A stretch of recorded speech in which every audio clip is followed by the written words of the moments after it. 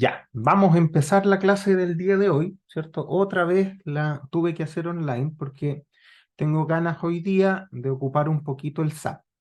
De todas maneras, quiero dejar súper en claro para que no nos confundamos, el uso de software computacional en este curso es absolutamente circunstancial. No hay ningún software que a mí me interese particularmente usar, ni que ustedes usen.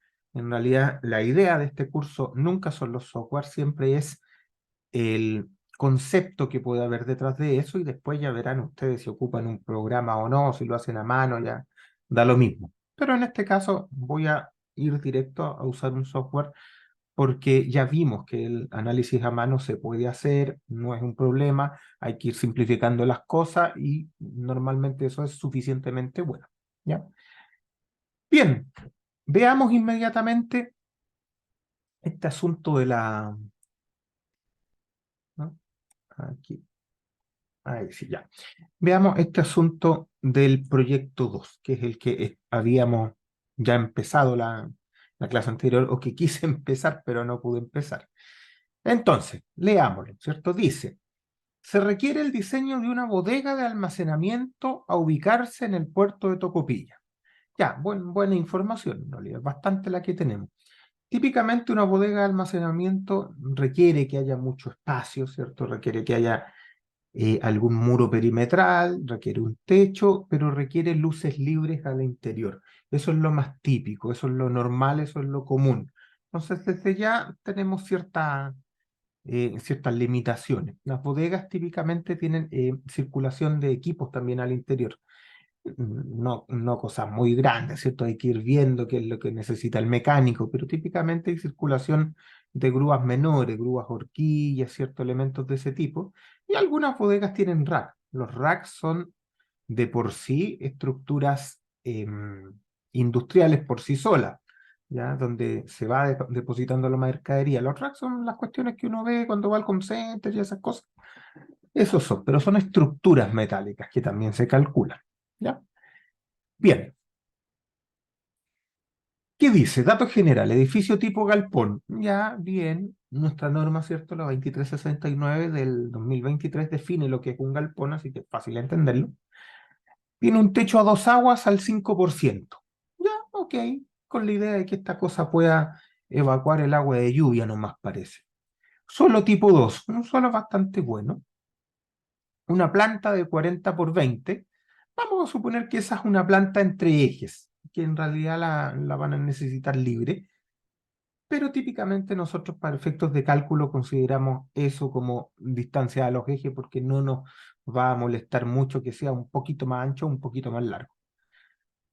Desde ya, si es de 20 por 40, esto es un edificio tipo galpón, ¿para qué lado vamos a poner los marcos? ¿Cierto? Evidentemente esto, como es tipo galpón, necesita marcos rígidos en una dirección y marcos arriostrados en la otra dirección para que esta cuestión sea fácil.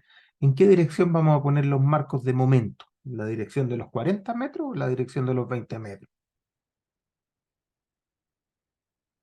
Don Enzo, cuénteme, ¿qué le parece a usted? ¿Qué opina usted?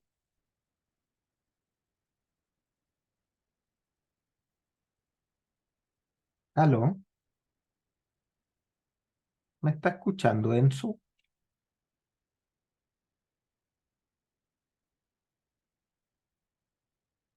¿Le funciona el micrófono, Enzo?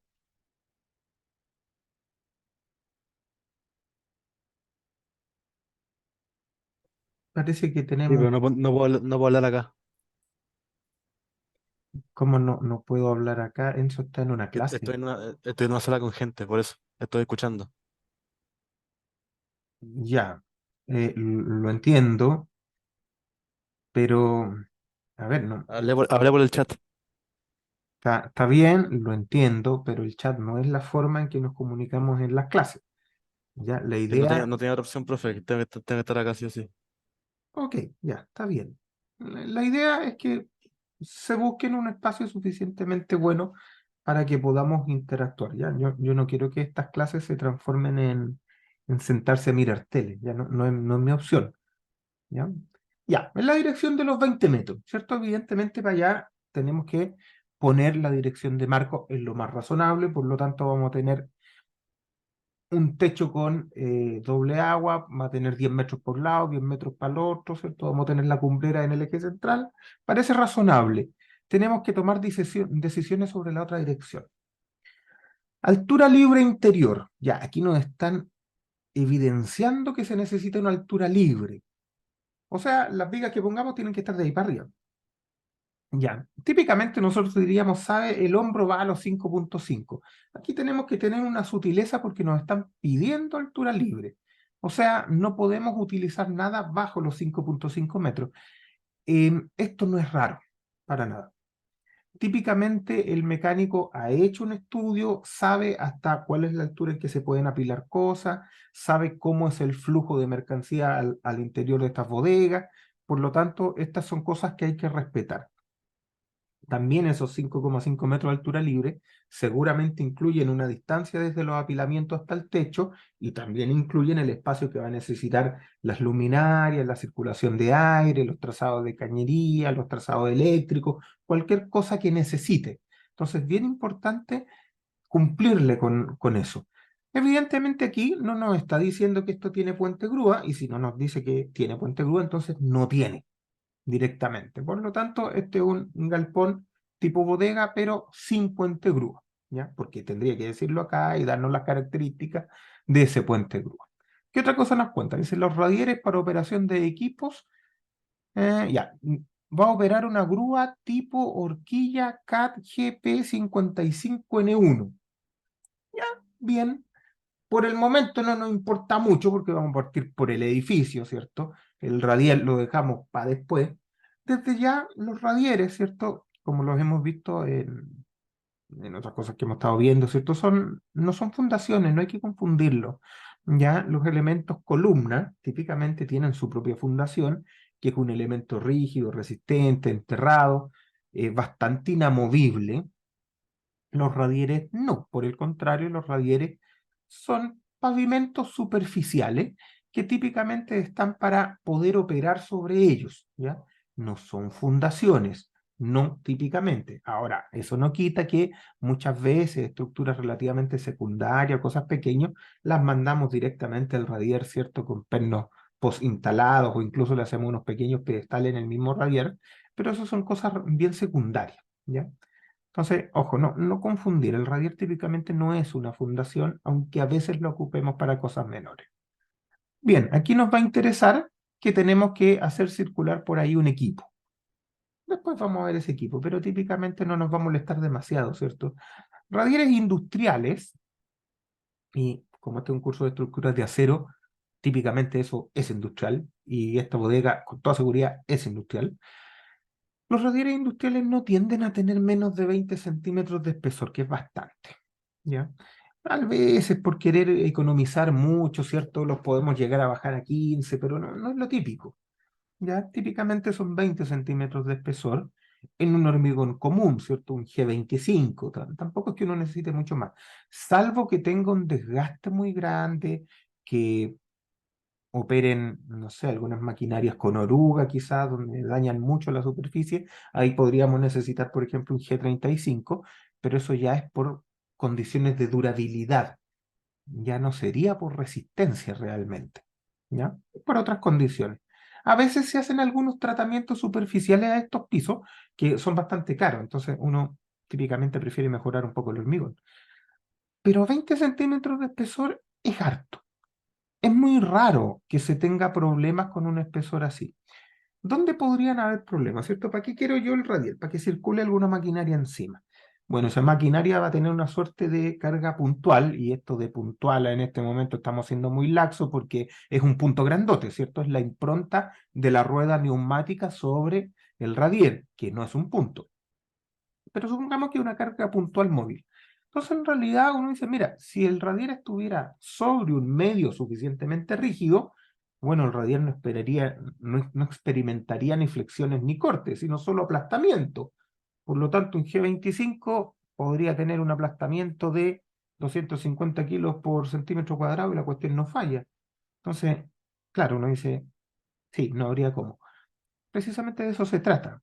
Los radieres son bastante útiles para repartir cargas en suelos malos. Un suelo B no es un suelo malo, ¿ya? pero en suelos tipo C, D, a lo mejor ahí ya empezamos a tener ciertas complicaciones. Pero típicamente el radier va a ser para eso, para que la carga puntual del equipo que circula se reparta un poquito más en la tierrita y este suelo no tenga problema. Ahora, eso generalmente lleva a que el radier tenga que experimentar tensiones de corte y flexiones, y para esas condiciones los armamos.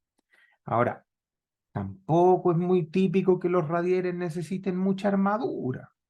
Una armadura típica de un radier de 20 centímetros es, no sé, bueno, podría ser un FI8 a 20 en las dos direcciones. Típicamente en cosas industriales uno le pone hasta 10 a 20 en las dos direcciones, ¿cierto? Una doble malla FI10 a 20. Incluso se acepta en radieres ese cambio por mallas AGMA, que son las mallas electrosoldadas comerciales.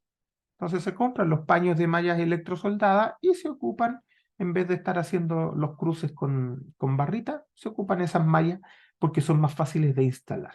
¿Ya? Entonces el radier no debería ser un problema realmente. ¿Ya? Pero lo vamos a dejar por ahí, lo vamos a tener en cuenta. Bien, se pide definir al menos lo siguiente. Materiales. Bueno, claramente va a ser de acero esta cuestión. ¿Ya? Pero aquí tenemos que ver qué tipo de materiales ocupamos. Yo les había dicho que hoy día el acero a 572 grados 50 está siendo bastante comercial como el A36. Pero en este caso, lo más probable es que no necesitemos un acero de mayor resistencia que el A36. Lo más probable es que con eso baste y sobra. Ya vamos a conversar por qué. Estructuración. Bueno, eso es lo que más necesitamos. Saber cómo vamos a hacer esta cuestión. Costaneras, columnas de viento y paneles generales. Control de deformaciones, sí, claro.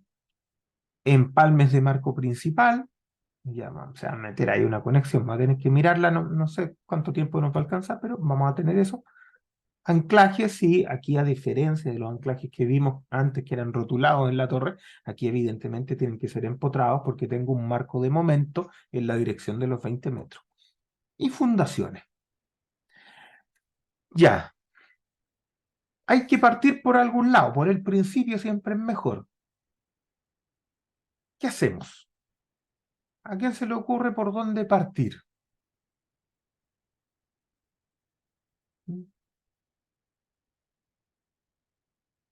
Don José Tomás. Sí, profesor. ¿Por dónde podríamos comenzar? Por por las columnas, definiendo las columnas. No, mal. No podemos definir las columnas sin tener las combinaciones y no podemos combinar Ah, sin tener claro. las cargas. Primero estimar el peso de la estructura. No podemos estimar el peso de la estructura si no sabemos cómo la vamos a estructurar. Ah, ya. Entonces, definir cómo estructurarla. Ya, hay que partir estructurando. Siempre hay que partir estructurando porque no hay ningún otro punto anterior a ese.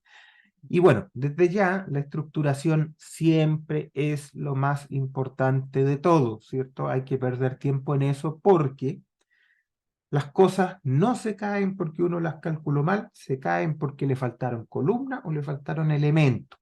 ¿Ya? Entonces ahí es donde hay que tener un poquito de cuidado. Ya. A diferencia de la torre, ¿cierto? Esta va a ser una estructura cerrada, ¿cierto? Uno no quiere que la gente se meta a la bodega, así que esta cuestión va a tener cierre perimetral, evidentemente, y en el techo también. Entonces ahí vamos a necesitar paneles de cierre. Evidentemente vamos a necesitar paneles de techo y paneles laterales. Los paneles de techo y los paneles laterales se apoyan en costaneras, que son elementos secundarios.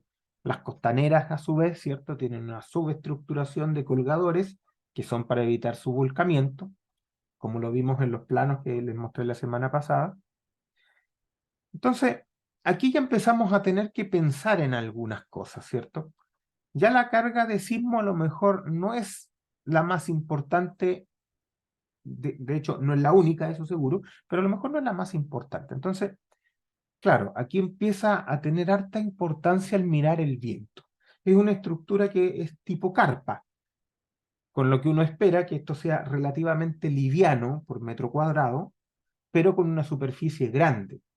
Entonces, mucha superficie, bajo peso, el viento empieza a molestar mucho y el sismo no. Eso nos puede conducir a distintas cosas, ¿ya?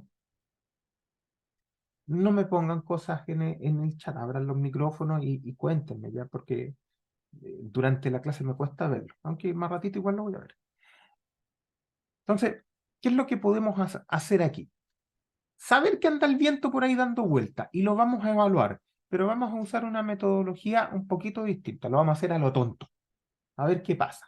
Vamos a hacer la estructuración, vamos a olvidarnos del viento, vamos a mirarla desde el punto de vista sísmico, tratando de hacerla relativamente bien, y después vamos a ver si esa fue una buena decisión, ¿cierto? A ver si el viento era menos que el sismo o era menos exigente. Bueno, y aquí estoy hablando a nivel de estructuración principal, porque a nivel de estructura secundaria, evidentemente el viento es más importante porque el viento es mayor en elementos secundarios, ¿cierto? En revestimientos, en el panel, en las costaneras, en las columnas de viento, en ese tipo de cosas, el viento siempre es más fuerte, ¿ya? Entonces, vamos pensando desde ya. Tenemos que hacer un marquito de 20 metros, ya eso no es tanto problema, pero en la dirección longitudinal, en la dirección de los 40 metros. Primera pregunta, ¿podemos hacer un edificio de 40 metros? ¿No tendrá problemas de temperatura? ¿A quién se le ocurre algo ahí? Don Juan José Parada, cuénteme. ¿No le parece si en 40 metros podemos tener problemas de temperatura? Em, la verdad no sabría decirle, profesor. Yo creo ¿Pero qué se le ocurre? yo creo que no. No, ¿por qué no? Mm. No, la verdad, profesor, no sabría decirle. Pero es que lo único importante de su respuesta es el argumento, pues. Si por eso prefiero no decirle que no sabría responderle. Bueno, ¿a quién se le ocurre algo? Yo creo, profe, que depende de qué va a haber adentro, porque si van a haber máquinas, por ejemplo, algún proceso, alguna fábrica, puede que sí, pero si es una bodega de almacenamiento nomás, puede que en realidad no tanto. Ya, ahí apareció algo, ¿cierto? Apareció algo. Como una bodega, en realidad uno espera que aquí entren cosas y salgan cosas. No un proceso muy complicado. Pero desde el punto de vista de la temperatura es un problema, siempre es un problema. La temperatura en todas las estructuras industriales es jodida. ¿Ya? A cualquier estructura industrial que yo le ponga temperatura, aunque sea un delta de temperatura bastante pequeño, acotado, va a empezar a molestar. Y eso es porque las estructuras son hiperestáticas, típicamente hiperestáticas y muy hiperestáticas. Y eso está bien. ¿Ya? Una estructura isostática no tendría mucho problema de temperatura porque se reacomoda con las deformaciones de los elementos. Pero una estructura isostática es tremendamente riesgosa desde el punto de vista de la confiabilidad porque tengo la falla en un elemento y se cae todo. Entonces, típicamente eso no lo queremos y no lo vamos a tener. Dado que las estructuras son fuertemente hiperestáticas, cualquier delta de temperatura que le pongamos nos va a traer muchos problemas. Entonces, ¿qué es lo que hacemos? Tratamos de evitar el usar temperatura. ¿Cómo lo hacemos? Típicamente en los criterios de diseño, ¿cierto? Uno de los documentos más importantes de cada proyecto, se establecen las condiciones para no usar temperatura. Típicamente van entre juntas de dilatación entre 60 y 120 metros, dependiendo si la estructura es de acero o de hormigón. Entonces, claro, lo que uno trata de decir, mira, voy a evadir la temperatura, porque si la considero, me va a causar muchos problemas. Alguien dirá, oye, pero es que si causa muchos problemas, a lo mejor lo correcto es incorporarla en el diseño. Sí, pero hay que tener cuidado ahí, porque el diseño, ¿cierto? O lo que uno le llama diseño, que es el modelo estructural, no es representativo de la realidad en todos sus aspectos, ¿cierto? Ya hemos conversado un poquito sobre eso. Los modelos son representaciones simplificadas de algo. Desde ya, un modelo sirve para una pura cosa y no para muchas cosas. Usted lo hace pensando en algo muy específico. ¿Ya? Por eso que está este tema de que los modelos no nos dan respuesta, nos dan problemas. O sea, yo tengo que, antes de modelar, saber qué problema voy a resolver. Desde el punto de vista de la temperatura, uno sabe, ¿cierto? Por lo que se ha investigado, que para deltas de temperaturas pequeños, o deformaciones pequeñas se pueden absorber por las holguras constructivas de la estructura de acero, ¿cierto? Ya sean las holguras de los pernos, ¿cierto? Todas esas cositas que uno va dejando y no causan un efecto tan grande como el que uno ve en los modelos. Desde ese punto de vista, el modelo es poco representativo para ese efecto. Pero cuando la estructura se va haciendo más grande, no tengo manera de evadirlo. Y entonces la voy a tener que considerar y me voy a dejarla embarrar. Entonces, la solución práctica en proyectos es decir, mira, tenemos que hacer separación. Que la estructura se pueda dilatar en las direcciones que necesite, irlas cortando cada cierto tramo. Típicamente 40 metros de largo no es mucho. No para una estructura de este tipo, una estructura industrial, por lo tanto aquí no necesitamos hacerlo. Pero si yo tuviera una estructura de 100 metros, por ejemplo, claramente tengo que preocuparme del problema de la temperatura, ¿ya? Una opción, ¿cierto?, es hacer lo que yo les mostré en la clase pasada, en los ejemplos, ¿cierto?, que había un eje en el que por un lado llegaban los elementos con unión deslizante y por el otro llegaban con uniones fijas. Eso me genera la posibilidad de evadir los esfuerzos de temperatura que se han acumulado hasta ese punto. Otra forma que se usa también, dependiendo de lo robusto que sea la estructura, es usar doble eje. Puedo usar un doble eje. Algún eje, ¿cierto? Digo, ¿sabe? Aquí voy a cortar esta estructura y voy a poner otra al lado. Entonces voy a hacer un doble eje y con eso permito que cada una de esas estructuras por separado pueda absorber sus propios problemas de temperatura. También es una buena manera de estructurar, ¿ya? Depende de lo que me convenga en cada caso, pero la temperatura es un problema que hemos decidido en la gran mayoría de los casos evadir, a excepción de que en estas estructuras realmente se eh, em, generen operaciones que tengan variaciones de temperatura muy altas. Ahí no hay nada que hacer y hay que meterse en eso, ¿ya? Pero típicamente intentamos evadirlo. Bien, en este caso, 40 metros de largo no es un problema muy grande. ¿Cuánto deberíamos separar los marcos en la dirección longitudinal? ¿Ya? ¿Cuánto y por qué, cierto? ¿A quién se le ocurre? Tenemos disponible 40 metros, pero poner uno al principio y otro a los 40 metros no va, ¿cierto? Hay que poner más intermedio. ¿Cuál es la separación buena para los marcos? O sea, primero podría ser ver de qué nivel queremos que sea cada uno, o sea, qué altura tiene cada piso y después buscar que al arrastrar se cumpla que las riostras estén entre unos 30 y 60 grados, como eso sería como la separación de las columnas respecto a la altura de piso. Bueno, este es de un solo piso. Es una bodega de un piso, es un galpón, dos aguas en el techo. Sí y no. Em, Está bien que las diagonales nosotros queremos en la gran mayoría de los casos que tengan un angulito entre unos 30 y 60 grados para que no tenga problemas de conexión. Ojo, pero eso tampoco es siempre. Hay veces en que yo no voy a tener cómo y voy a tener que conectarla con mayor inclinación y no va a haber vuelta que darle. Y eso también es válido, pero tengo que preocuparme de la conexión, ¿ya? Ahora, típicamente uno arriostra después de que definió la separación de marcos.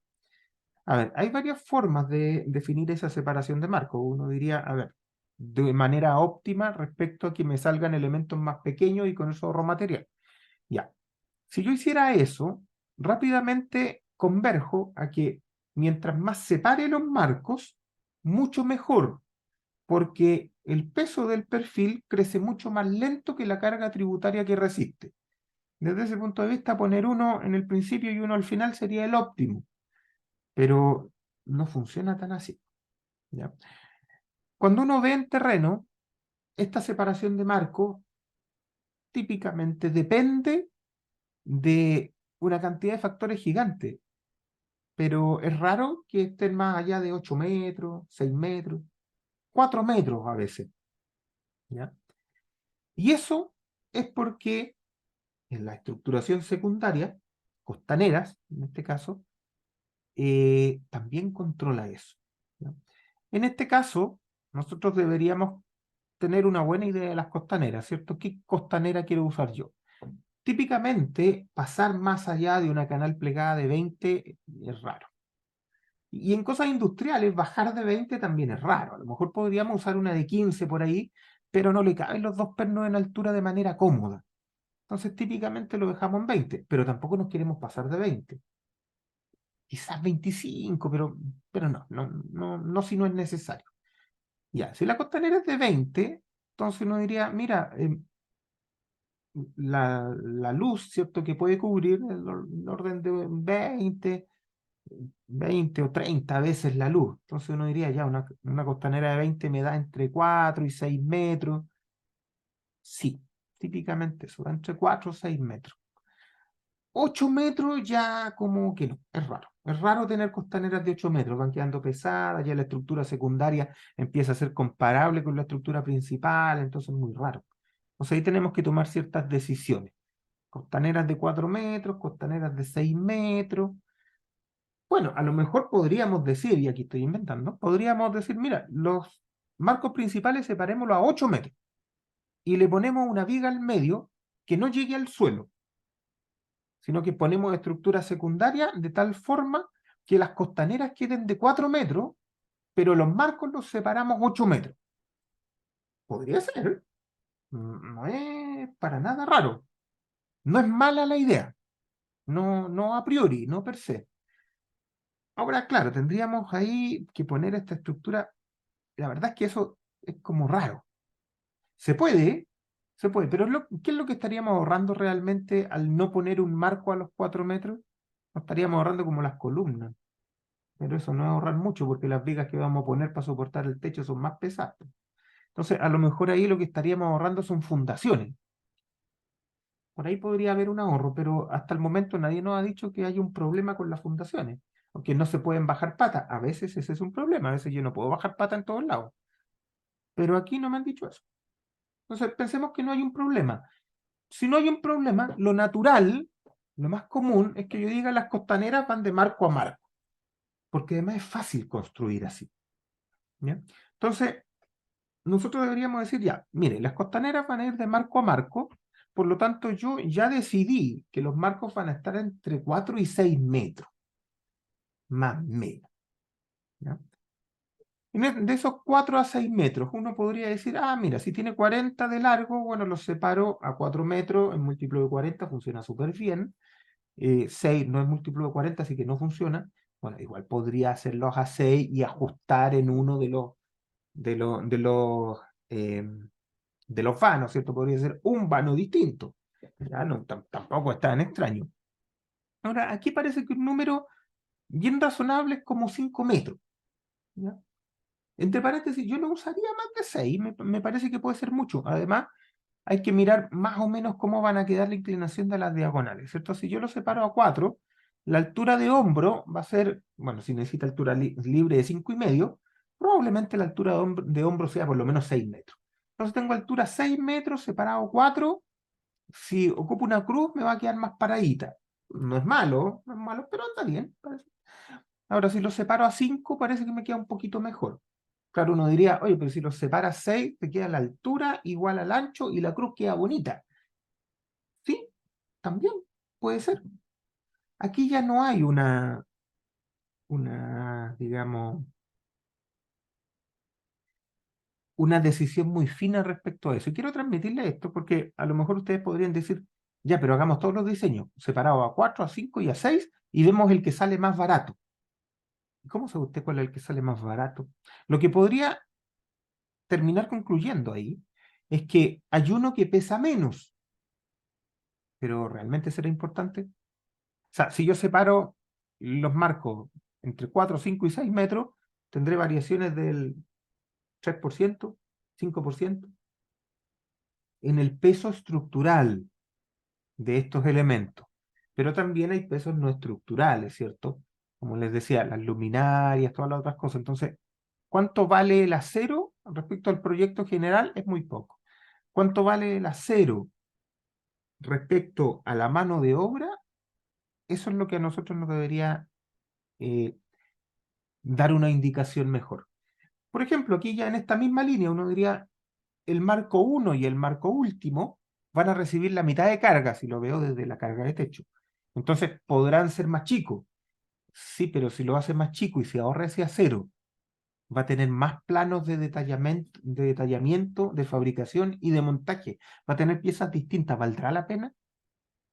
¿Valdrá la pena complicar el proyecto por ahorrarse ese acero? Es lo que hemos venido comentando en muchas clases. No lo sé. En principio, yo creo que no. Pero si el cliente le dice, oiga, es que ahórrame hasta el último kilo de acero, ok, entonces le hago el marco al principio, el marco final distinto. No hay ningún problema. Pero en este caso nos vamos a concentrar más en el correcto funcionamiento de la estructura. Y si lo vieran por el correcto funcionamiento de la estructura, parece muy razonable separar los marcos, ¿cierto? No a 4 metros, que sería el mínimo, sino ojalá nos acerquemos a los 6, pero vemos que el 6 no nos cierra mucho con el 40, aunque lo podemos arreglar, pero no nos cierra mucho. Pareciera que 5 es un buen número, sin decir que es el mejor, no les quiero decir que es la mejor decisión, pero sí parece una solución razonable. Parece que está entre las buenas, ¿ya? Entonces hagamos algo. Vamos acá, ojalá que no muestre nada inapropiado, y veamos el SAP, ¿cierto? Yo tengo el SAP, lo tengo en toneladas centímetros. La versión que voy a usar, ¿cierto? ¿Cuál es esta versión? La tengo acá, es la versión 22.0. Ya, ustedes dirán por qué esa y por qué otra no, porque esta es la licencia que yo tengo y compré, ¿cierto? Yo no puedo usar cosas piratas, ¿cierto? Ni tengo licencia de la universidad, por lo tanto, este es el software que yo comercialmente pude costear. Bien, veamos entonces, partamos por el principio. Voy a necesitar una grilla. Entonces, nuevo modelo, ya. Nuevo modelo aquí, ¿cierto? Se me abren todas estas cosas en la otra pantalla. Aquí yo puedo usar el software como quiera, me da lo mismo, no es algo que realmente nos vaya a importar. Yo, para efectos pedagógicos de este trabajo, y no me quiero centrar en el uso del software, voy a hacer una grilla sin nada. Y después vamos a ir arreglando cosas. La grilla. Entonces, dijimos, en la dirección X, ¿cuántas grillas voy a tener? Bueno, dijimos que son 40 metros, evidentemente la dirección X va a ser la longitudinal del edificio, la dirección Y va a ser la transversal del edificio, por lo tanto los 20 metros van a estar en la dirección Y. Bueno, si tengo 40 metros de largo y voy a separar los marcos 5, voy a tener 8 espacios, y 8 espacios son 9 grillas, por lo tanto iba un 9. En la dirección Y voy a tener un eje a un lado, otro eje al otro lado. Circunstancialmente uno siempre pone uno al medio, así que vamos a decir que son 3 grillas. En la dirección Z, bueno, necesito una a nivel de piso terminado, digamos que esa es el Z0, voy a necesitar una en el hombro, y no tengo claro que necesite una en la cumbrera, parece que no, pero pongámoslo igual. Entonces digamos que en Z van a haber 3. Ya, en la dirección X, ¿a cuánto están espaciados? Esto es fácil, están a 500. En la dirección Y, ¿a cuánto están? Es fácil, están a 1000, ¿cierto? Y en la dirección Z, pensemos desde ya que si la altura libre es 550, la altura al eje del hombro, que es donde nosotros nos vamos a sentir más cómodos modelando esta cosa, serán unos 6 metros. Entonces pongámosle 600. Alguien dirá, oye, pero la segunda grilla no va a estar a 600, pues, si esto tiene un agua del 5% nomás. Sí, y después la arreglamos. ¿Ya? ¿Dónde vamos a poner el origen? A mí me gustaría que el origen estuviera al centro de este edificio. Porque sí. ¿Ya? Entonces, voy a decir, ya, en X, ¿dónde va a estar la primera? Ya, si yo quiero que el 0 esté al medio, entonces la primera va a tener que estar en menos 20 metros. O sea, 20 con 2 ceros. Y en Y, la primera tendrá que estar en menos 10 con 2 ceros. ¿Cierto? Para que esta cosa funcione como yo quiero que funcione. Y la primera en Z, no, la primera en Z sí quiero que esté en 0. Ya. Entonces, me salió este monito. Bien, no tiene problemas, parece. Miremos un poquito la grilla. Las grillas están donde yo quería. ya en menos 1000, 0, 1000, muy bien, aquí, en esta tenemos un problema, ¿cierto? Porque nosotros queremos que eso sea la cumbrera. Ya, como tiene aguas al 5%, uno dice, ya, el agua aquí, ¿cuánto tiene? Cada lado del techo son 10 metros. Y esta cosa avanza 5 centímetros por metro. Eso es el 5%. Entonces, 5 por 10 son 50 O sea, esta cuestión tiene que estar en 650. Ahí es donde debería estar, ¿cierto? Ya. Entonces, me quedo con eso y parece que todo lo demás es suficientemente bueno, es suficientemente útil. Así que con eso me quedo tranquilo. Bien, nos paramos entonces en la primera grilla. Sería el eje A. Veamos el eje A. ¿Este cuál es? El eje Y. Entonces ese no es. Este es el eje A. Y aquí tenemos que inventar, ¿cierto? Siempre el proceso de diseño descansa en que uno presenta una solución previa y después la afina en función de las iteraciones que va haciendo durante el proceso de verificación. Por lo tanto, aquí yo tengo que inventar en función de mi experiencia anterior cuáles podrían ser los perfiles de este marco para posteriormente verificarlo. En principio no podría poner cualquier tontera acá, cualquier lecera, y con el proceso de verificación me va, de manera iterativa, me va a ir llevando al buen resultado. Pero tratemos de pensar un poquito. Estos son elementos que trabajan en flexión. Por lo tanto, yo esperaría que tengan una altura relativamente parecida a una viga flexural común de piso, al menos, ¿ya? Entonces, si yo tengo acá, voy a tener desde aquí hasta acá, tengo 20 metros. Uno diría el 20avo o el 25avo como mucho de 20 metros. Ya, eso sería como 1 metro. Es harto. Es harto para la viga de marco, 1 metro. Y un 25avo, que sería como lo menos, porque después de eso puedo tener problemas de formación vertical, que también lo vamos a mirar en su momento, ¿cierto? Entonces, tengo 20 metros, si lo divido en 25 me da 80. O sea, igual yo estoy pensando en que la viga de marco va a tener como unos 80 centímetros. Ya, ¿y la columna? Bueno, la columna típicamente es el mismo perfil de la viga. ¿Por qué? Por una razón súper simple. La viga va a tener su momento máximo aquí, en el hombro, ¿cierto? Donde llega a la columna. Y como es un marco de momento, típicamente de trabajo flexural, las compresiones no son muy relevantes. Eso significa básicamente que voy a tener una columna trabajando esencialmente de manera flexural y no de manera axial, ¿ya? Una viga parada, en el fondo. Eso me lleva a que típicamente el perfil de la columna es muy parecido al perfil de la viga, ¿ya? Entonces, aquí pareciera que con esa lógica es razonable partir probando, y no digo que esto va a quedar así al final del proyecto, pero parece razonable partir probando con perfiles de 80 centímetros de altura, ¿ya? Veamos entonces. Vamos a modelar, ¿cierto? Modelar, modelar, modelar, porque este no es un programa de dibujo, es un programa de modelación. Lo único que me interesa a mí de este software es que arme la matriz de rigidez por mí, la invierta, la multiplique por la matriz de masa, todas las cosas que tiene que multiplicarla y me dé mi resultado final. No es dibujo, que lo que yo voy a modelar se parezca estéticamente a lo que yo creo que va a estar en terreno después, es mera coincidencia, pero no me interesa en lo más mínimo. Solo me interesa la representatividad matemática, no la representatividad estética.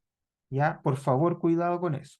Bien, yo voy a preferir modelar las columnas de abajo para arriba, para que después algo me den de información. Yo voy a saber que el primer nodo está abajo, donde está la fundación, el segundo nodo está arriba, donde está el eje. Perdón, el hombro. De aquí, voy a querer la viga. Claro, la primera es muy fácil, yo sé que parte aquí y la otra parte acá. Perdón, termina acá. La de este lado, yo podría elegir modelarla desde la columna hasta acá o desde la cumbrera hacia allá. Yo voy a elegir modelarla de aquí hasta acá porque pienso que esto es una viga solamente, no son dos. Yo lo entiendo estructuralmente, como trabajo estructural, como que esta es una sola viga que tiene aquí una unión extraña con la de acá. Y si no tengo ninguna preferencia o algo que me obligue, yo prefiero dibujar las vigas, mire, lo mismo me equivoqué, modelar las vigas en la dirección positiva de los ejes si es que puedo. ¿Ya? Bien, Profe, disculpe, no le ¿sí? entendí por qué eso sería una viga. ¿No importa entonces como el grado de inclinación que tenga? Porque por lo que entiendo eso sería como el techo, entre comillas. Y claro, esta es la Y, viga no- de y- marco. claro, y ¿cómo sería eso una única? ¿No son dos que se juntan en la mitad?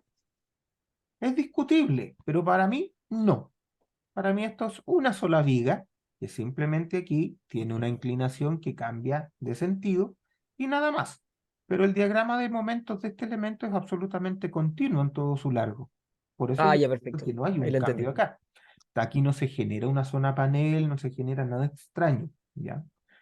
De hecho, cuando yo dije cuál es la altura que tiene que tener esto, consideré que la luz es esa, porque aquí al centro no hay ningún apoyo vertical, ¿ya?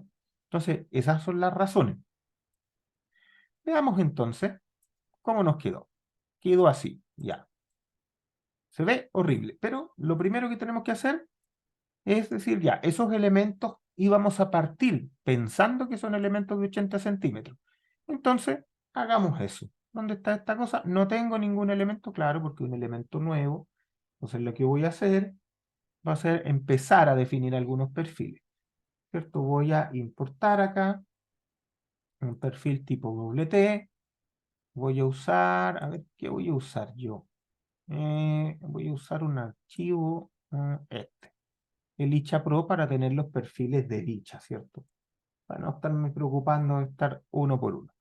Y voy a usar acero, no me dice qué tipo de acero, entonces vamos a mirar el tema del acero también. Acá están los materiales. Ya, el modelo partió con esos materiales, ninguno de estos me sirve, ¿cierto? Así que voy a usar un nuevo material. Ese nuevo material va a ser un acero A36 típico. A36. Listo. ¿Tengo algo aquí que modificarle al acero A36? Veamos, se llama A36, es de grado 36, el E está correcto, el Poisson elástico está correcto, la fluencia, tanto la nominal como la esperada, está correcto, por lo tanto parece que está bien este acero. Parece que no tengo nada extraño que definirle. Ok, entonces lo dejo. Ahí está el acero A36. Y ahora los perfiles yo los quiero en A36, así que los voy a mirar así. Bueno, busquemos mientras tanto el IN80 más chico que haya. No estoy diciendo que ese sea el mejor ni que va a quedar. Simplemente es el que va a aparecer en la primera proposición. ¿Ya? Entonces aquí lo tenemos. ¿Nos gusta ese color? La verdad es que a mí el rosadito no me gusta tanto para los perfiles de marco. Yo voy a usar un color un poquito más pesado, ¿cierto? Este, un poquito más oscuro porque es un perfil pesado. Y esa es nomenclatura mía. ¿Ya? Ok, entonces le cambiamos el color, un IN80. Tiene 80 de altura de sección, 30 de ala. Ya, en 6 metros, 6 metros de altura para la columna, 30 de ala, parece que anda bastante razonable, por lo menos en este principio. Bien, dejémoslo y ocupemos este entonces. Ahí está. Listo. Ahí está asignado el perfil, pero no me gusta mucho cómo se está viendo. Veamos si se puede ver un poco mejor. Veamos si me aguanta el extrude y que me muestre las secciones. Se ve más feo que antes, ¿cierto? Se ve, a ver. Ya, me lo mostró bien. Estas columnas evidentemente van para el otro lado. A ver, veamos algo porque a mí no me gusta cómo lo está mostrando. Entonces, démosle un poquito más a esto. Démosle, ya, este lo vamos a llevar a 0,5, la transparencia la vamos a llevar a 0,5 y a ver cómo se ve ahora. Ya, me gusta más. Ya, evidentemente estas columnas no están en la dirección de marco, por lo tanto están en una dirección bastante poco conveniente, así que las vamos a poner en la dirección que nosotros queremos. Bueno, si el software las modeló así y yo las tengo que girar, entonces tendré que modificar los ejes locales de estas cosas. Entonces, vamos a modificar esta cuestión, ¿cierto? No es acá, ¿cierto? Es acá, ya. Los ejes locales. ¿Dónde están los ejes locales? Ahí están los ejes locales. Y la voy a girar entonces 90 y ahí quedó. Listo. Ahora parece bien. Ah, los apoyos en el suelo, ¿cierto? ¿Cómo debería estar esto? Aquí es donde uno tiene problemas, ¿cierto? Porque si esto es sísmico, hoy día uno tiene que modelar el colachancho que va abajo y no decir que esto está empotrado sin haberlo verificado, ¿ya? Desde ya yo les digo que este modelo, esta solución va a estar empotrada, ¿ya? Por lo tanto, yo voy a decidir si restringir la rotación en torno al eje Y. Entiendo yo que ese es el eje 2, entonces restrinjo ahí. También siempre restrinjo en la dirección 3, que es Z, porque no hay rótulas torsionales, ¿ya? Entonces yo prefiero después, cuando mire las reacciones, tener aquí un valor cercano a 0 porque la estructuración me lo permite y no porque haya liberado un esfuerzo que en realidad no está liberado en la vida real, ¿ya? Entonces, básicamente le vamos a dejar únicamente libre la rotación en torno al eje X, que es lo común, ¿cierto? Normalmente uno las bases las empotra para un solo lado y no para los dos. Ahora, tampoco este perfil tiene mucha pinta de que tenga sentido empotrarlo para su eje débil porque no es muy rígido, ¿cierto? Entonces, pongamos esos apoyos. ¿Cómo se ven esos apoyos? Así. O sea, lo hice totalmente al revés de lo que había que hacer. Otra vez, volvamos y corregimos. Entonces, no era eso, tengo que poner ese y ese no. Ahora sí, se fijan, está empotrado para el lado de Marco y para el otro no. Entonces ahí está bastante correcto, esto sí era lo que queríamos. Entonces, ahora sí, me gustaría saber más o menos cómo se ve eso para allá. Y entonces deberíamos replicar esta solución, ¿cierto? La vamos a replicar en la dirección X, dijimos que eran 5 metros, ¿cierto? Estamos en toneladas centímetros. ¿Y cuántos más, cierto? Son 8 espacios para allá, ya dibujé uno, son 9 ejes, entonces tendrán que ser 8 para allá, ¿cierto? Bien. Algo hice muy mal, parece. A ver.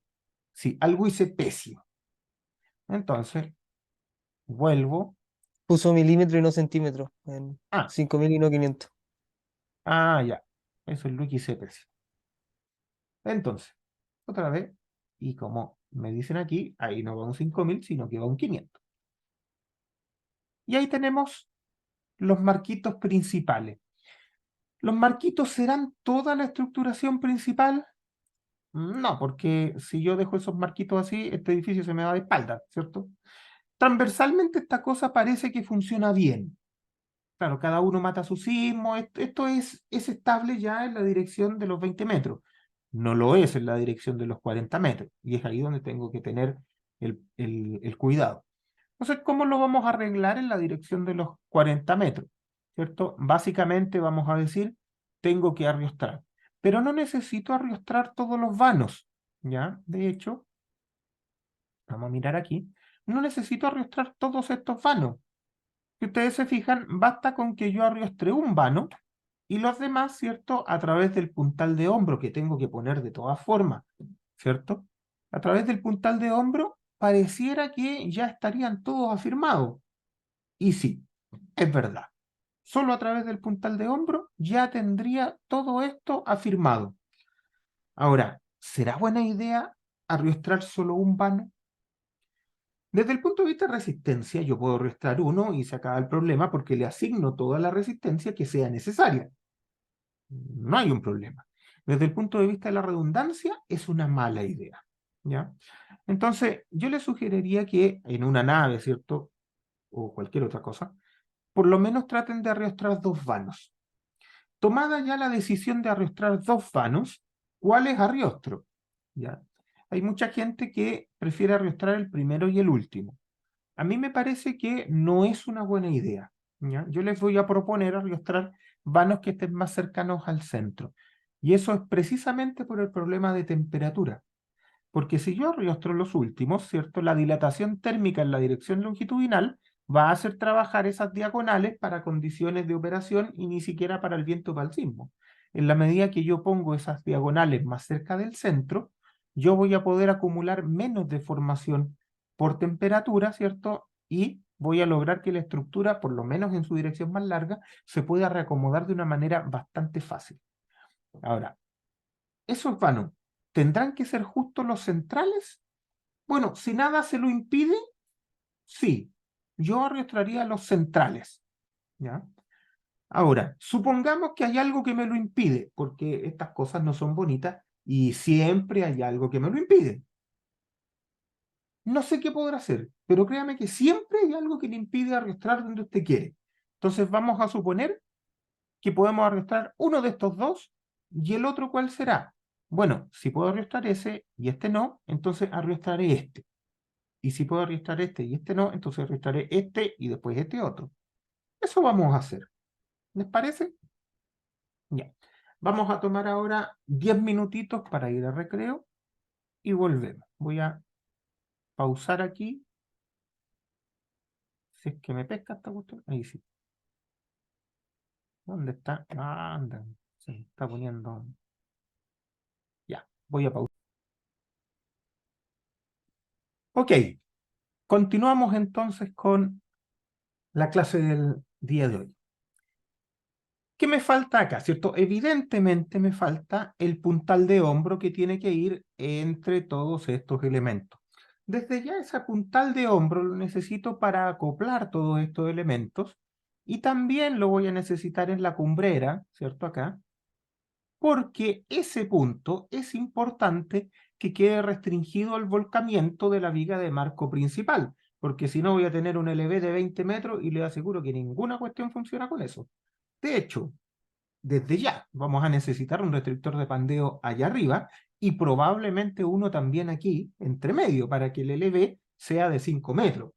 Eso parece bastante razonable. Entonces vamos a necesitar en el hombro, uno a los 5 metros, uno en la cumbrera. Ya, necesitamos 3 palitos. Y en principio necesitamos palitos, ¿cierto? Que tengan 5 metros y no tenemos esfuerzos preliminares para dimensionarlo. Pero lo que sabemos es que necesitamos que restrinjan el volcamiento en la dirección de volcamiento de las vigas principales de marco. Por lo tanto, es natural pensar en que esos elementos deberían ser un IN, ¿cierto? Un doble T, una cosa de ese tipo. Ahora, como en sus 5 metros no van a tener nada que restrinja su propio volcamiento, vamos a necesitar perfiles de ala ancha. En principio, ¿cierto? Uno diría, bueno, tienen que ser H de altura 20, bueno, será H20. El H20 más chico, ¿cierto? El HN20 338, ¿tendrá suficiente radio de giro para que me alcance? Miremos, ¿cierto? Tengo por aquí esta planillita, veamos el HN más chiquitito. El HN más chiquitito es el HN20 338, ¿cierto? Y en 5 metros, ¿cómo anda esta cuestión? ¿Cómo anda esta cosa? Dice que tiene un lambda de 100. Ya, andamos súper bien, tiene que tener menos de 200, así que estamos bastante correctos. Quizás podríamos poner algo de menos ancho de ala, pero ¿cuál sería qué perfil? Parece que no es tan fácil. Veamos los IN20, ¿cierto? Esta cosa está media lenta, ya. Los IN20, claro, teniendo un ancho de ala de 100, me sale un lambda de 230, o sea, el ancho de ala de 100 no sirve. Definitivamente no nos lleva a ninguna parte. De 150, ya, ahí empieza a servir. ¿Me fijan? El lambda es de 125, ahí me empieza a servir. Pero, ¿cuál es el más liviano que tiene ala de 150? Veamos. Ahí, ya, el más liviano que tiene ala de 150 es el IN20 por 36. La verdad es que anda reparecido con el HN33, ¿cierto? Como que si esta cosa queda muy holgada, parece que convendría hacer perfiles especiales.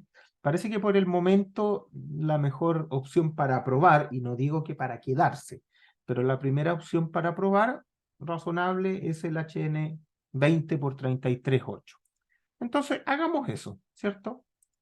Modelemos uno acá, ¿cierto? Ahí, de ahí hasta acá. Y me interesa ahora que ese perfil sea el que nosotros estábamos viendo recién. Vamos a definir estas secciones, otra vez el mismo procedimiento, ¿cierto? Este de acá, y necesito ese de ahí, en A0A36, ¿cierto? Le vamos a decir que bueno, de qué color lo vamos a poner, blanco no, nunca es bueno usar el blanco, pongámosle ese, listo. Y con eso estamos, y vamos a decir que es ese de ahí. Bueno, ahora, en el caso de este, evidentemente, en los extremos tengo que ponerlos rotulados. Y aquí, ojo con el tema, probablemente después voy a necesitar de todas maneras hacer una conexión que sea rígida al giro para que estos elementos, ¿cierto?, no puedan volcar en los puntos donde está este otro elemento, ¿ya? Pero eso es un asunto que viene después en el detallamiento. Yo ahora lo voy a modelar, ¿cierto?, con extremos rotulados, porque yo quiero que su trabajo esencialmente sea axial y no aliviane el trabajo de otros elementos, ¿ya? Ese es el objetivo. Entonces, vamos a modelar los demás que necesitamos, ¿cierto? Necesitamos el de acá arriba, me voy a acercar un poco porque estoy muy lejos, ¿cierto? Necesito el de acá arriba, de ahí hasta ahí, ¿cierto? Y también necesito el, el elemento que va en la mitad, ¿cierto? El que va a restringir el volcamiento aquí en la mitad. Entonces, ese lo modelamos también. Lo modelamos ¿dónde está la mitad de esta cuestión? Ahí está la mitad. Y la mitad del de allá, ahí está. Listo. Parece que esa es una buena forma. Entonces, este de aquí y este de aquí los vamos a dejar como de 20, que es lo que acabamos de mirar. Y además, ese y ese, para que no se nos olvide desde ya, ¿cierto? Estos tres, baja el del medio, no me quedo, ya. Estos tres van a tener entonces las rótulas en las dos direcciones, que es lo que nos interesa en este momento, ¿ya? Bien, ¿qué me falta? Ah, este de acá se tiene que repetir allá. Entonces, ¿cierto? Ahora sí lo voy a copiar, ya no en la dirección de X, sino que en la dirección de Y, y lo voy a copiar 20 metros más allá. O sea, son 20 con 2 ceros. Pero ahora lo voy a copiar una sola vez. Ok. Y este de aquí, ¿cierto? Si estaba a 5 de allá, entonces tiene que estar el otro a 10. Este lo voy a copiar a 10. Entonces, ahí está, a 10. Listo, ahí está. Parece que eso está suficientemente bueno. Si se fijan, no voy a comentar nada, voy a ir de a poco. Entonces voy a agarrar estos palitos y los voy a necesitar en todo el largo del edificio, así que los voy a poner en principio en todo el largo del edificio para no complicarme, ¿cierto? Ya aquí dijimos que era 500, aquí es 0, ¿y cuántos espacios son? 8, pero ya tengo 1, entonces lo copio 7 veces. Entonces 7 veces para allá y me quedo así. Ya, parece que esta cosa está bastante razonable, se ve bien, ¿cierto? El modelo empieza a tener sentido. Lo que me falta son los arriostramientos longitudinales que dijimos. Lo primero que me falta, no solo eso, pero es lo primero que me falta. Entonces, claro, si yo quisiera arriostrar, parece que como va invertida me quedan demasiado paraditas, no es una buena idea. Veamos las cruces, ¿cierto? Voy a tratar de usar una cruz, ¿cierto? Y dijimos que no podíamos poner las dos en el centro porque seguramente algo pasaba y eso típicamente es así.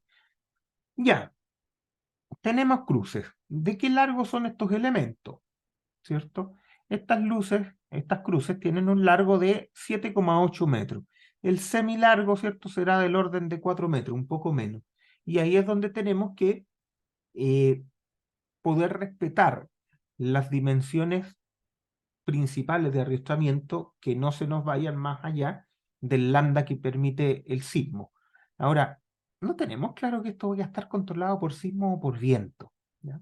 De todas maneras, aquí tenemos que poner algo, ¿cierto? ¿Qué es lo primero que a uno se le puede ocurrir? Un XL. Veamos si hay algún XL que me pueda servir para estos 7,8 metros. ¿Dónde está? Veamos acá. Un XL, no tengo planilla para el XL laminado, pero ocupemos el plegado. Total, nos interesan los radios de giro. Entonces, vamos a decir que tenemos 7,8 metros, pero el código me permite ocupar el punto de cruce como punto arriostrado fuera del plano, por lo tanto, vamos a poner aquí 0,5. Los que tienen, ¿cierto?, dos ángulos de 8, ¿cuál es el radio de giro? Ah, miren, me está dando 124, parece que se puede. Se puede poner un XL16, ¿ya? Bueno, evidentemente no podemos poner un XL16 plegado porque ya sabemos que no cumple con las cosas, pero después a lo mejor hay formas de sacarse eso. Pero ya, un XL16 por el Beltec Global por lo menos me está sirviendo. Así que pongamos el XL16 de menor espesor, que es de 8 milímetros, creo. ¿Cierto? De 8 milímetros, aquí, ¿ya?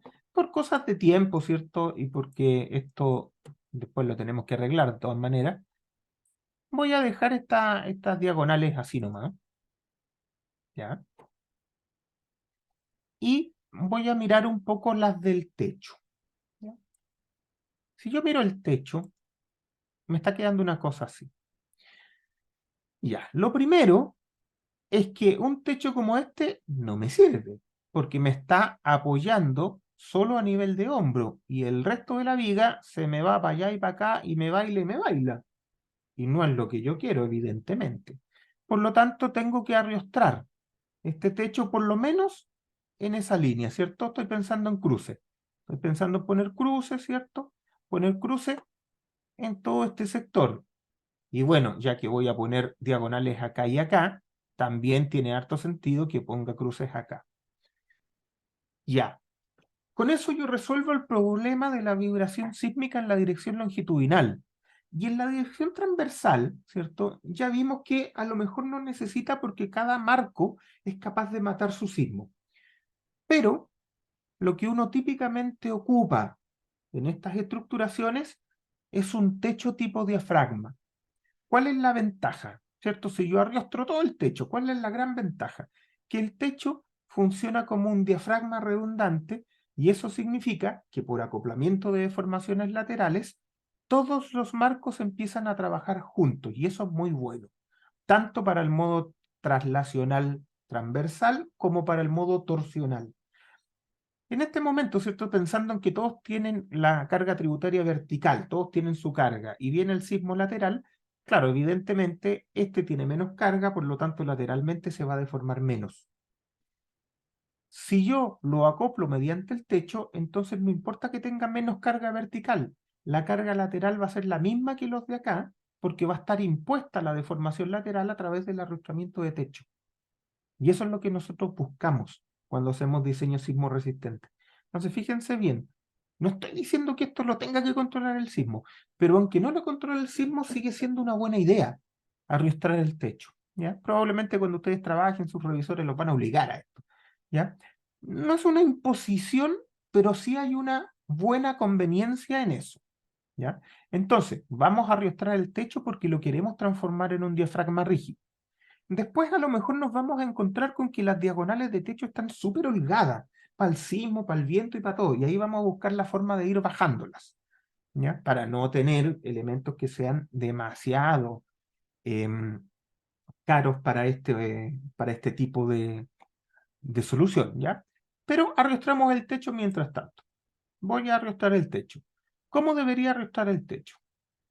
Voy a sacar la grilla, ¿cierto? Voy a modelar las diagonales de manera simple, ¿cierto? Son diagonales largas, ¿cierto? 7 metros, así que con toda seguridad voy a necesitar ocuparlas en formato de cruz, ¿cierto? Con toda la seguridad del mundo, esto va a necesitar este tipo de solución, porque son muy grandes. Ahora, todavía no está claro que yo necesite que estas cruces sean necesariamente XL, a lo mejor pueden ser L. Pero eso lo vamos a ver cuando ya tengamos esfuerzos en la mano, ¿ya? Por ahora, lo que estamos mirando es la estructuración y no la definición final de estos elementos, que evidentemente no la tenemos, no la podríamos conocer en este momento. Entonces, vamos a terminar de arrastrar esto. Claro, alguien dirá, ¿pudiste hacer una cruz y después copiarla en todos los vanos? Sí, también puedo hacerlo. Hay miles de formas de hacer esto, ¿ya? ¿Cómo arrastro acá? Alguien podrá decir, mira, haz el mismo arrastramiento que hiciste en el borde.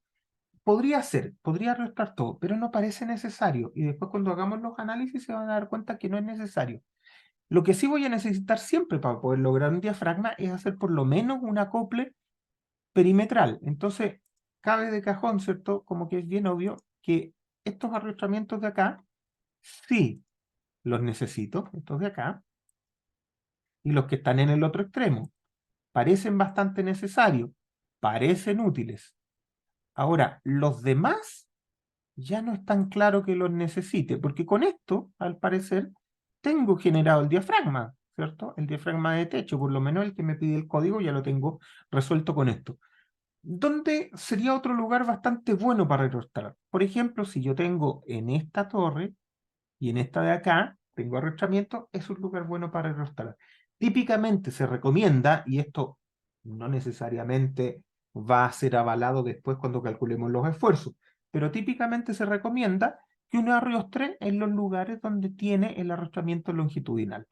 Entonces, solo por esa idea, yo voy a arrastrar aquí y después me voy a preocupar, ¿cierto? Cuando hagamos el cálculo, me voy a preocupar de si esto era necesario o no era necesario, ¿ya? Pero ahora lo voy a dejar como una buena idea, ¿ya?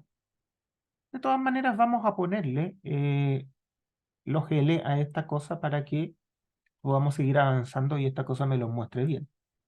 Entonces, más o menos esta sería la estructuración que tenemos, salvo que me falta copiar los palitos de acá, ¿cierto? Para que esto tenga sentido, los vamos a poner en el lado de acá, ¿cierto? Estos están en I positivo, tienen que pasar a I negativo y moverse 20 metros, ¿cierto? Si se mueven 20 metros, entonces aquí va un 0, aquí va un menos 20 y aquí va un 1. Y con eso deberíamos tener los arrastramientos del otro lado. Bien, esta sería más o menos la estructuración. Al tiro voy a corregir los diagonales. Parece que las costaneras de aquí hasta aquí se ven bien, las costaneras de aquí hasta aquí se ven bien, por arriba de esos perfiles. Aquí en los frontones tengo un problema, porque aquí me faltan palitos. ¿Dónde voy a poner los palitos? ¿Cierto? ¿Dónde voy a poner las columnas de viento? Ahí es donde hay algún punto, ¿cierto? Aquí es donde hay algo raro. Aquí estoy mirando el eje, ¿cierto? El eje 1, aquí está, el eje A, perdón. Entonces, yo tengo que poner columnas aquí que bajen desde el techo o que suban hasta el techo, da lo mismo, y en ellas se van a apoyar las costaneras, ¿cierto? Se van a apoyar en esta columna, pero también se van a apoyar en la columna de viento que yo ponga. Claro, aquí uno dice, ¿dónde pongo las columnas de viento? Bueno, donde se pueda. Ahora tenemos algunas posiciones que son súper razonables, ¿cierto? Porque ya marcamos aquí, con el puntal de techo, tenemos una I, y están separadas 5 metros.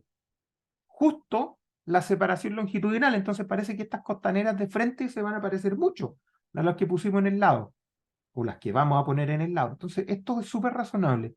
Pero fíjense, si yo no tuviera este punto que está bastante forzado, ¿cierto?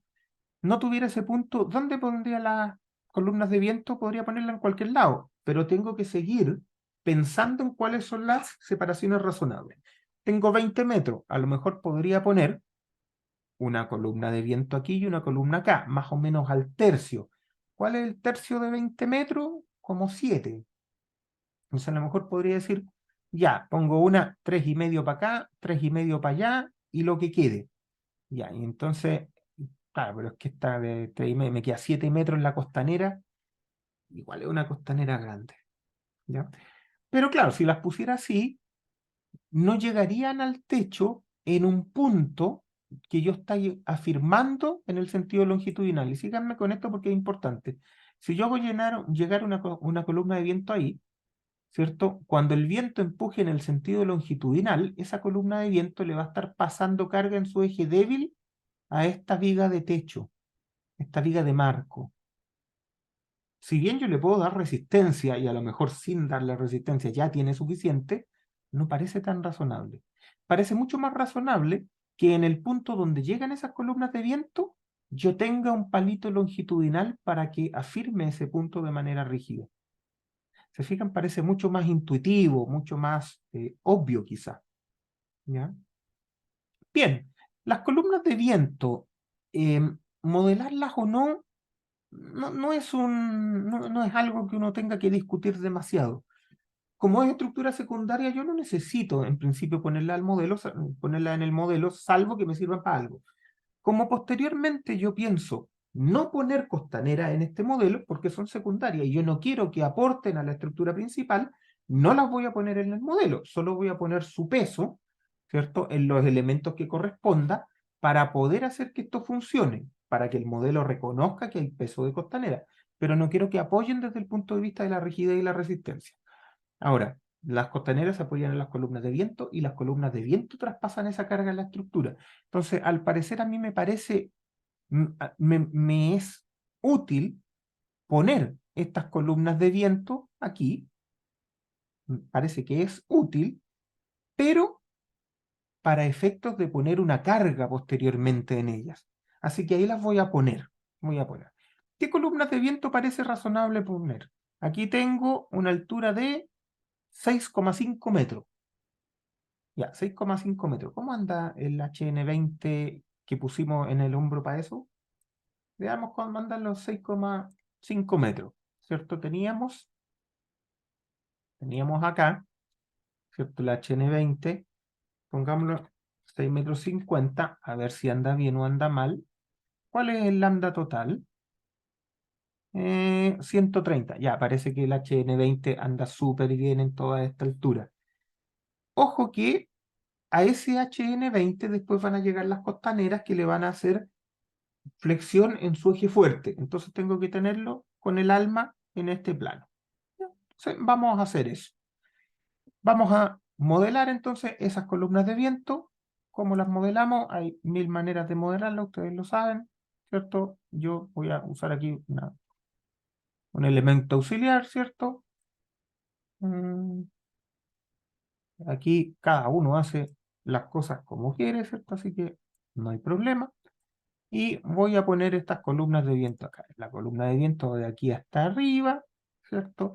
Aquí hay otra que va a ir de aquí hasta arriba y la otra que va a ir de aquí hasta arriba. Ya, ahí están mis columnas de viento. Entonces, ¿cuál es el asunto acá? Estas columnas de viento deberían ser del tipo que nosotros ya conversamos, deberían ser los HN20. Voy a asignarlo inmediatamente. Ya, no tienen por qué ser igual a otro perfil, simplemente que en principio pareciera que es suficientemente bueno esto. Abajo, ¿cómo van a llegar al suelo? Estas no necesitan tener unión de momento para nada, ¿cierto? A lo mejor incluso estas columnas de viento pueden llegar a un pedestal directamente al radier y no necesitan fundación. Así que, por lo tanto, no necesitan estar empotradas. Les voy a dejar ahí restringida la rotación en el eje 3. Entonces, abajo llegan de esa forma. Muy bien. Y arriba, típicamente estas columnas de viento llegan con una unión deslizante en el sentido vertical porque no se necesita que resistan compresión. Sabemos desde ya que este marco, como va a ser igual a los demás, no necesita el apoyo vertical de estas columnas de viento. A lo mejor ese apoyo podría ayudar en algo, pero no lo necesita, ¿ya? Lo que sí puede ser mala idea es que yo a estas columnas de viento les dé una compresión, ¿ya? Porque el elemento va a necesitar más resistencia.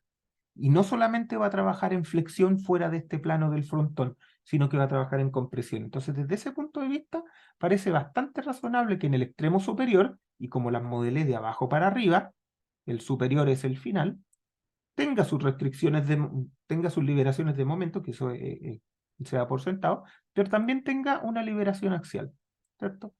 Eso es lo que típicamente uno esperaría. Parece que esta es una buena forma de considerar esas columnas de viento. Entonces, voy a agarrar estas columnas de viento también y las voy a poner en el otro frontón, ¿cierto? El otro frontón está ¿dónde? Está a 40 metros más allá, o sea, 40 con 2 ceros. Las pongo ahí y se va para allá. Sí, allá quedaron. Estamos contentos entonces.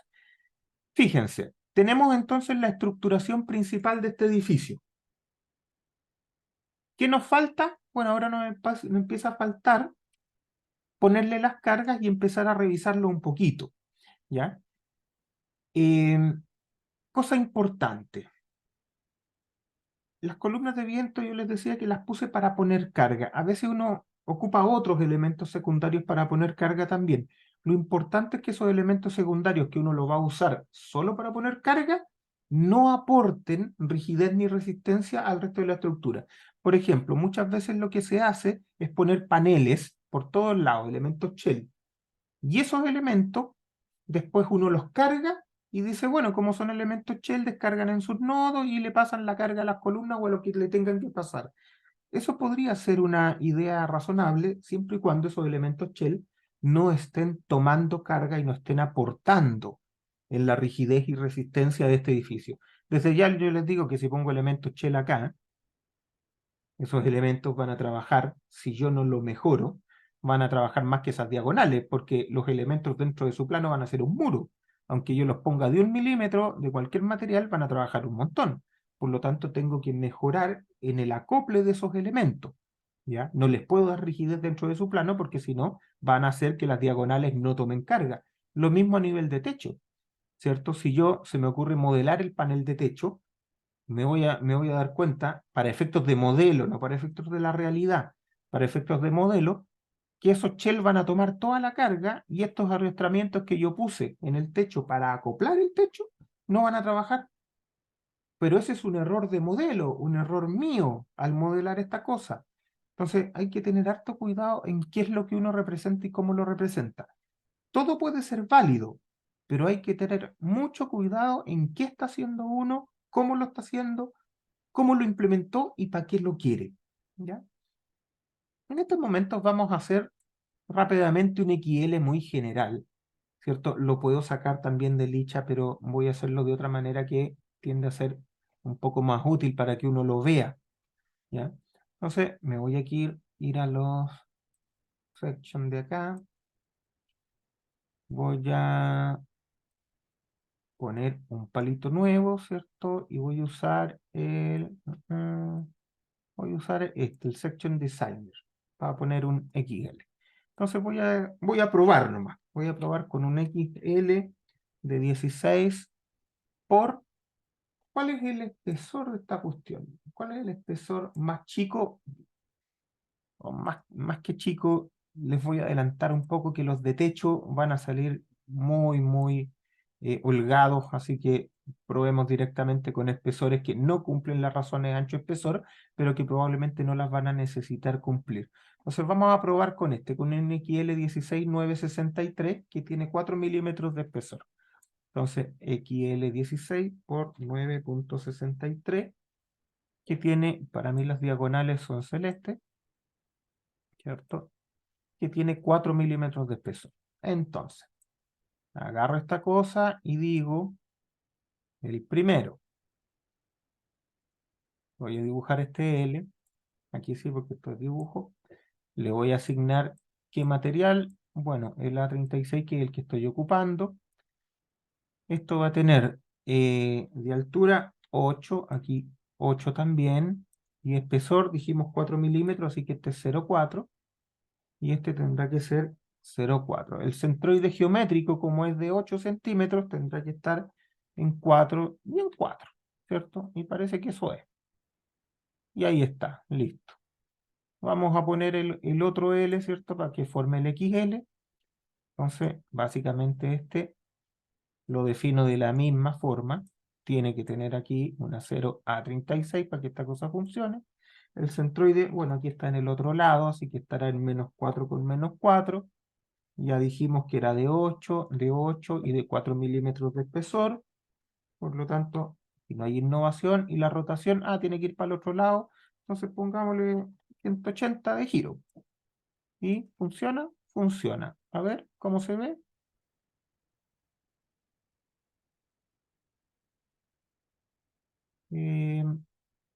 No, aquí tengo un problema. Ese de acá, por si acaso, aunque los definí adentro. Pero, ok, ahí está. Aquí está. Entonces voy a agarrar, ¿cierto? Todos los elementos que son el rojito, ¿cierto? Todos los elementos rojitos que son esos, son los que puso el software por defecto, y voy a decir que esos elementos van a ser mi XL, ¿cierto? Listo. Y también, antes que se me olvide, voy a decir que esos todos tienen que tener rótulas de momento en los extremos. Algunos se estará preocupando del cruce. Bueno, el cruce no es un problema realmente, pero vamos a dividirlos en el cruce para que vean por qué estas cuestiones no es muy buena idea eh, rotularlos en ese cruce. Ya, los vamos a dividir. Ok. Los vamos a dividir donde se encuentran. Listo. Aquí tengo esta cosa. Lo primero que vamos a hacer, ¿cierto? Voy a ponerle algún nombre porque si no, no me va a correr esta cosa. Escritorio. ¿Dónde pongo aquí?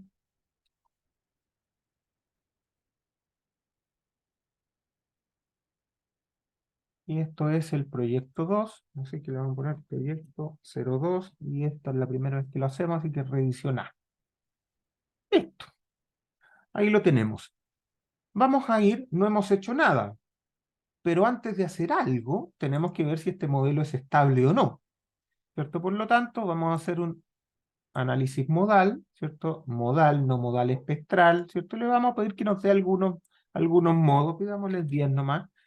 Y yo espero aquí que lo primero que mueva sean los planos de diagonales, porque es lo más flexible fuera de su plano. Pero de todas maneras lo vamos a mirar, ¿ya?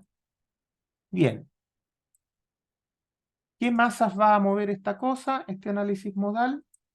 Dice que ahí tiene una masa por defecto. ¿Y qué tiene esa masa por defecto? Ah, tiene los elementos que se han incluido en el modelo, claro, evidentemente. Ok, con esas masas entonces esto se va a mover. Entonces yo me voy a ir primero acá al análisis, como ¿qué está haciendo? Ya lo está resolviendo con todos los grados de libertad, 6, ¿cierto? Y a mí, de todas maneras, no me gusta que me corrija nada solito, así que le voy a poner la solución estándar, que es lo que a mí me gusta, y entonces le voy a pedir que corra. ¿Que corra qué? Ok, el peso propio de los elementos que están incluidos en el modelo, y un modal con esa misma masa. Entonces, digámosles qué pasa, para tener una idea de qué está pasando. Me apareció este archivo, ¿y qué me dice este archivo? Hay que leerlo, ¿cierto? ¿Tiene warning? ¿Tiene errores? Parece que no. Miren, no tiene ningún error, no tiene ningún warning, entonces estamos perfectos. Ok, estamos bien. Entonces, las deformaciones para peso propio son estas. Parece que son bastante lógicas.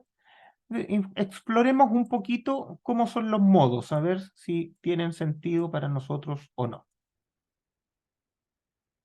Primer modo. ¿Tiene sentido? Tiene todo el sentido del mundo, aunque no es lo que queremos, ¿cierto? No queremos que el primer modo sea ese. Entonces después vamos a tener que preocuparnos un poquito, quizás por darle más flexibilidad, perdón, más rigidez fuera del plano a estas diagonales, porque no queremos que tengan una frecuencia que se vaya a empalmar con alguna de las cosas que están operando, o con alguna solicitación de viento, no lo sé. Y aquí ya vienen en todos sus sabores esas cosas. Ahí aparecen las de techo. Son muy flexibles, ¿cierto? Sigamos. ¿Y van a seguir apareciendo las de techo? ¿Y llegamos al 10? No, nos queda el 10. Ya. Los 10 primeros modos salieron puras diagonales. Por lo tanto, esto no está cumpliendo el objetivo que a nosotros nos interesa, pero sabemos que esta cosa por lo menos funciona desde el punto de vista analítico. Evidentemente, cuando le pongamos cargas a estas cosas, se va a empezar a mover de la manera que uno quiere, ¿ya? Pero ahora parece que no tenemos problemas de vinculación del modelo. Bien. Tenemos entonces nuestro modelito. ¿Qué es lo primero que uno debería mirar acá? Hay un montón de cosas que uno puede mirar acá, pero antes de empezar a cargar, yo tengo que mirar cuáles son los patrones de carga que voy a usar, ¿ya? Por ejemplo, el peso de los elementos que puse en el programa ya está incorporado. A mí me gusta llamarlo DS, como peso de acero estructural. Vamos también aquí a ponerle un poquito más. Vamos a ponerle un 15% más por posibles conexiones, ¿ya? Pesos adicionales. Entonces vamos a tratar esa carga como lo que está incluido en el modelo, y ninguna otra cosa va a tener lo que está incluido en el modelo. Van a haber otras cargas muertas, siempre van a haber otras cargas muertas. En este caso, van a haber cargas muertas de costanera, ¿cierto? Voy a necesitar un peso de costanera, voy a necesitar un peso de paneles, voy a necesitar un peso de instalaciones. A veces lo podemos meter todo eso junto. Pero lo importante es que eso son cargas muertas y eso es lo que no se me puede olvidar. Pongámoslo separado, pongamos un D de costanera, un D sub C, pero eso lo voy a poner por fuera, así que no me interesa. Después, yo le decía de paneles también. Pongamos un D de paneles. Y pongamos un D de instalaciones, que vamos a poner también. Ya, parece que esas cargas muertas son todas las que nos van a interesar. ¿Qué otra carga va a afectar esto? Bueno, la carga sísmica, pero la carga sísmica viene de las otras cargas, entonces no la tengo que poner aquí en los patrones. ¿Qué otras cargas aparecen? Ah, aparece el viento, pero antes del viento aparece una carga muy importante, que es la sobrecarga de uso. En este caso, la sobrecarga de uso va a ser la carga de techo, ¿cierto? La típica carga de techo. Como es una sobrecarga, pongámosle L, y como es la del techo, pongámosle LR, que es la típica designación de la carga de techo. ¿Ya? Entonces, tenemos la carga de techo ahí. Después vienen los vientos. Como ustedes vieron, ¿cierto? Yo necesito un viento para, en este caso, porque es lo que nos interesa, para la estructura principal. Esa es la que me va a interesar antes que otra cosa. Bueno, el viento puede ir para allá, bueno, y cuando venga de vuelta, ¿cierto? El viento puede ir en I positivo o en I negativo, pero en realidad como es simétrico, nos va a interesar solo en I positivo, ¿ya? En la otra dirección puede ir en X positivo y en X negativo, pero como es simétrico me va a interesar una sola. Yo voy a saber después cuando defina los elementos que el de acá tiene que ser igual del otro lado, ¿ya? Entonces, claramente tenemos un viento en X y un viento en Y, por lo menos. Ahora, esto es una estructura cerrada, por lo tanto adentro voy a tener presiones positivas y presiones negativas. O sea, en realidad voy a tener por lo menos 2 vientos en X y 2 vientos en Y. Pero pensémoslo un poquito. ¿Me interesa analizar eso? ¿Qué me interesa analizar? ¿Presiones internas positivas o presiones internas negativas o me interesan las dos? Cuando la presión interna es positiva, o sea, el aire interior ejerce presión hacia afuera, ¿qué me causa? Me puede causar un levantamiento del edificio. Ya, me interesa porque eso va a controlar la fundación. Cuando adentro del edificio tengo presión negativa, eso me va a causar una succión en el techo y en las paredes. ¿Y eso qué me hace? Parece que no le hace mucho a las columnas. A lo mejor al techo le podría causar algo. No, tampoco, porque esa succión interna no la voy a combinar con la carga de techo. Entonces parece que la succión interna no me sirve para nada en este modelo. Estoy pensando a nivel del sistema principal, ¿ya? Porque evidentemente para las costaneras es súper importante, pero las costaneras no las voy a meter al modelo y las costaneras las voy a diseñar por fuera, ¿ya? Entonces para las costaneras es súper importante la presión interna negativa, pero parece que para la superestructura no, po, para la estructura principal. No hay ningún efecto que me interese, parece. Entonces con eso parece que solamente voy a necesitar un viento, en X que va a tener la presión interna positiva, que es la que me interesa, porque puede levantar el edificio, y voy a necesitar un solo viento en Y con la presión interna positiva. Pero esto tiene que ver con que yo estoy modelando la estructura principal. Solo por eso puedo hacer esta simplificación. Ok, necesito esas cosas. Después necesito combinar esas cosas también. Pero antes de combinar, me voy a ir aquí a pensar un poquito en las cargas que tengo, en los análisis que hice. Bueno, lo primero es agarrar esta de acá. Agarrar esta de acá y llamarle igual al otro para que no me reclame mi cerebro. Aquí es donde yo voy a tener que poner mi análisis modal espectral. Pero para eso yo necesito una masa. La masa parece que ya está medianamente definida. Vamos a mirar la masa.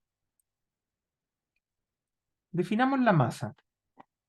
Ahora la masa, ¿cierto? Ya tiene más sentido, porque ahora ya no son los elementos que puse en el modelo, no me sirven. De hecho, lo que me sirve, ¿cierto?, es porque ahora voy a utilizar los load patterns, no los load case. Me sirve que es lo que puse en el modelo, pero por 1.15, el load pattern.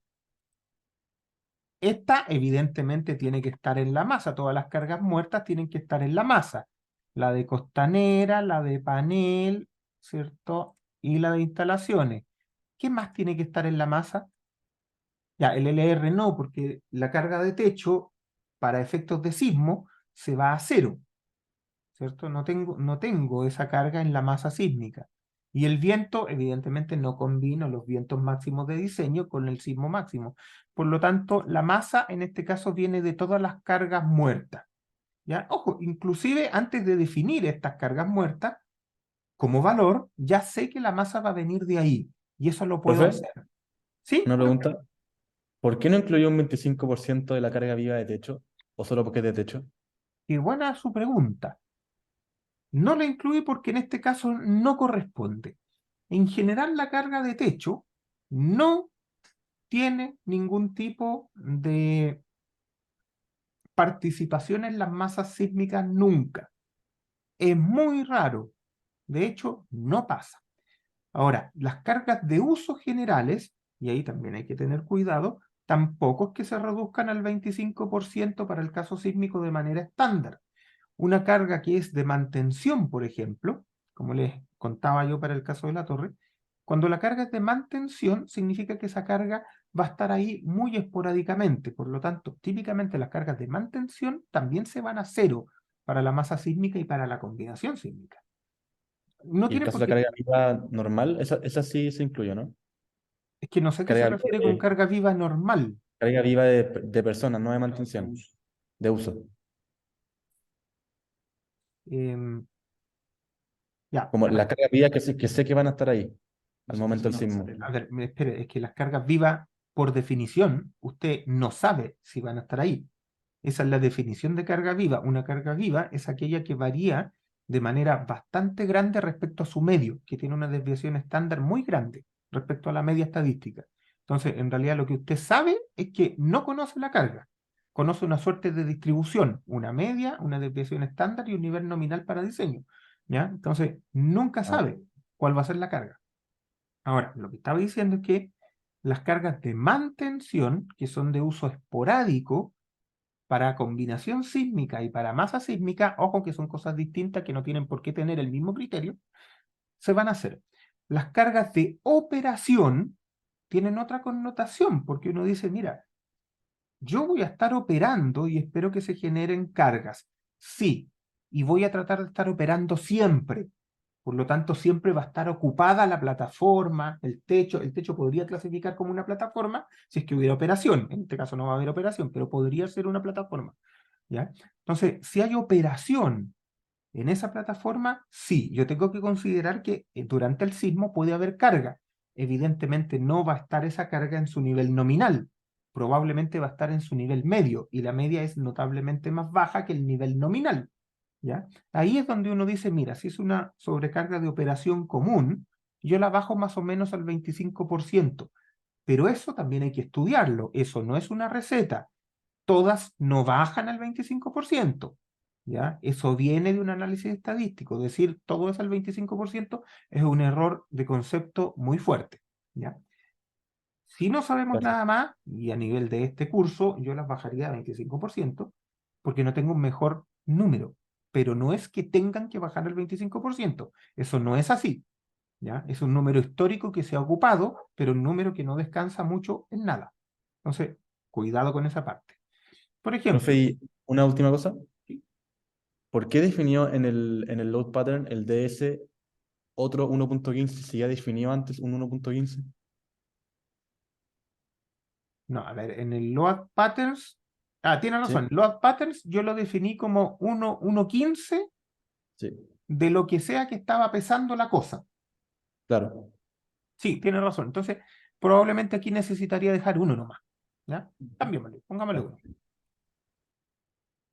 No, en realidad no lo tengo claro, pero no va a cambiar mucho lo que vamos a usar. ¿Ya?